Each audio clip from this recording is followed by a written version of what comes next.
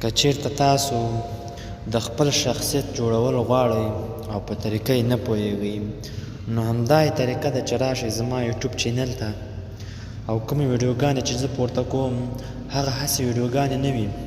د هغه ویډیوګانو په کتلو سره تاسې کولی شئ د ځان شخصیت جوړ کړئ. همدا طریقه یې ده. زموږ چینل در سره تعقیب کړئ، ویې څارئ، ویډیوګانې وګورئ، ځان پرې پوه کړئ. انشاءالله چې ستاسو شخصیت به ډېر لوړ وي. تاسو به یو ښه شخصیت ولرئ.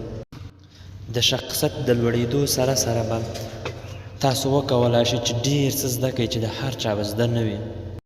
په ځان باور د نیکمرغۍ د تهداب لومړۍ خښته ده.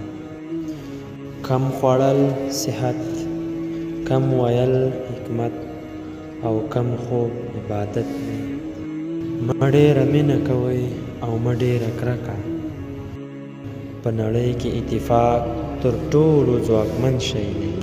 څوک چې ډېرې ټوکې کوي د هغه کس حیا او عزت کمي.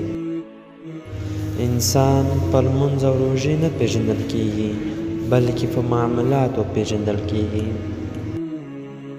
څوک چې ځان جنتي ګڼي هغه دوزخي دی.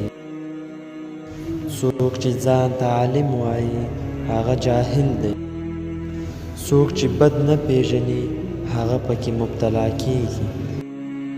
ډېره خندا ژوند لنډوي.